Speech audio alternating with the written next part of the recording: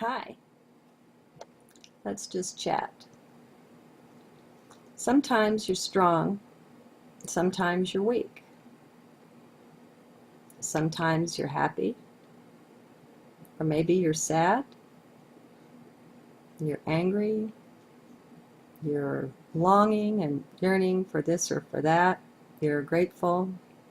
Whatever it is, let's not get so identified with it that we think that's who we are. All these things are just passing. And that's one of the reasons, even in the body's weakness, I'm not too shy to come before you, because, hello, I'm not that. This is a manifestation. It's not exactly like a marionette or a puppet I'm using. It's not that. I don't know what it is. But anyway, just not to get too identified with it. And not to think these things are too important. Come on, wait a while. It'll pass. Whatever it is, it doesn't matter. It'll pass. Okay? So, I wanted to share something with you about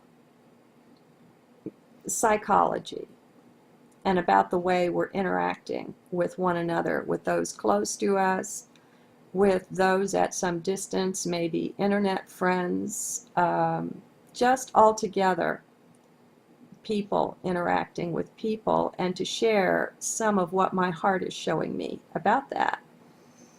And you hear these gurus and these teachers keep talking about space, this endless emptiness, this space, not the void exactly, but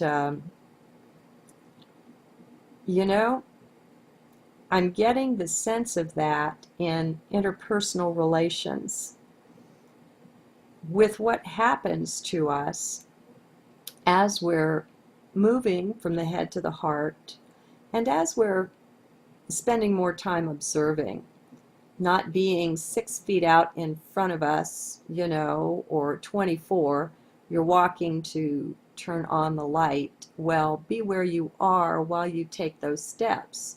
Instead of, if you're in mind, your mind is already there. It's got its focus, its concentration, its attention on the light switch. Well, you're not there yet. So you're not really present. You're out ahead of yourself. That's what I mean when I say that. And we all do this. I mean, it takes real focus, intent, and observing to develop this presence, this awareness of the self. As we disidentify from the physical and the mental self, we get more spacious. We're not so strictly limited in the boundaries of who and what we think we are. And so we begin to expand out into that. And in some ways, it's a literal spaciousness. It's kind of funny. But back to the interpersonal relations. The way we are in mind land is we have certain ways we like having things done, certain ways we like having people interact with us, and we have all these desires and these preferences and these dislikes and all of the rest of it. Well, that's the mind. That's opinions, and it's all based on time and space. I mean, if you couldn't remember your past, you wouldn't have any of that. Now, would you? You wouldn't know. You would just be open. So as we focus more in the moment, we gain more spaciousness. We let go of all of that as we let go of the mind. And here's what I'm noticing. And I love it. I really do. I'm enjoying it so much. When somebody writes to me and they share with me an opinion, and I consider that, and I mean, I share with you my heart. I'll either say nothing or I'll give you what's real for me. That's my intent. We mess around if we do anything but offer our highest truth. It's a waste of time and energy. And it just ties us up. So anyway, what I'm finding is, let's say it's somebody I really care about. And I do. I care about you guys. But, you know, of course, I'm closer to some of you than others. There are people, and we meet on the internet, where there is such an instant connection. It's phenomenal. And you just know it can't come from anything else but a long, deep relationship, even though you've never met in this life. So anyway, there are heart friends that we link up with. And the more we're getting our DNA reconnected, the more we're waking up, the more we're aware of that. And it feels really good.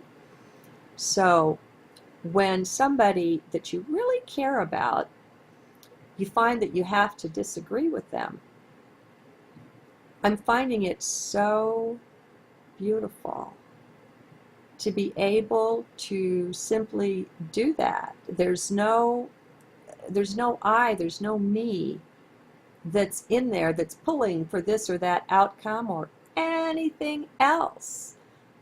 You find that you're holding the other person in this wide open space and championing their right to run and to rule their life just how they choose. And you have no opinions on that, literally.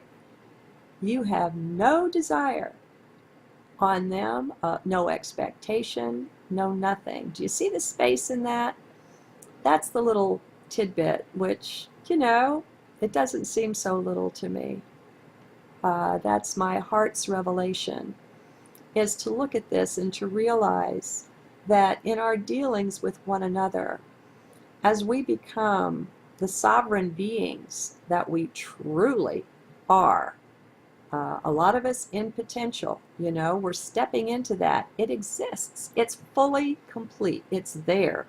That doesn't mean we're wearing it yet. That doesn't mean we've awakened into that yet. But I believe all of us are working on that and walking that way. And so as you're becoming this sovereign being, and as others are, they're the best ones to deal with. That's the greatest joy, when you're dealing with another sovereign being, another one who understands. Because then it's literally like you bow down in reverence before the God that is there before you, in that one, before that manifestation of life and of light. And you know, you don't know squat about where that person's going and what they're needing and what they're understanding. You just know you revere the light that's before you. And it's so awesomely beautiful. I'm afraid I'm going to go off on you here and not be able to come back. So we're seeing each other with eyes of heart. Enjoy your heart freedom and your heart friendships and your interactions with people in the know, shall we say, with the rest of us who are waking up. Because when we're interacting with others who know not this path and this way of being, how do they say you have to, what, temper the wind for the shorn lamb? You can't be quite as direct. You have to shield them a little bit from the bright light that you are. And so I'll close with this. People wonder about hierarchy and the levels of beings that exist, and why don't the greatest ones come down and clean up the mess here and all of that? Well, just one more perspective on that is that, you know, I've been writing about taking out the trash, facing our crap, cleaning up our mess, our own self-creation that we wear around as part of our consciousness. You know, all this, it's like a shitstorm, okay? And when looked at through eyes of heart, it's really a beautiful thing. And go to my other journals for that. I'm not going to explain it here. But if, my friends, a being, let's say from ninth density was to descend and make its presence known to you, right here, right to me, right here, right now, in this room, that would not be a pleasant experience for me. And do you know why? Can you figure it? It's pure physics. The intensity of the vibration and the frequency of that one would be too much for me. It would make my cells and atoms want to fly apart. There would be too much of a difference between that one's frequency and the frequency of this physicality here. And it would be most uncomfortable and unpleasant. And what would happen, perhaps, is that all of my crap would come up all at once. And what do? We project. We project our stuff on others. So I might think I was looking at a freaking demon, when in reality, that would be just my own energy. Okay, you see the mess there? There's an order to things. There's a beautiful, beautiful order that hierarchy and that cosmos doesn't violate. Life and light knows better than that.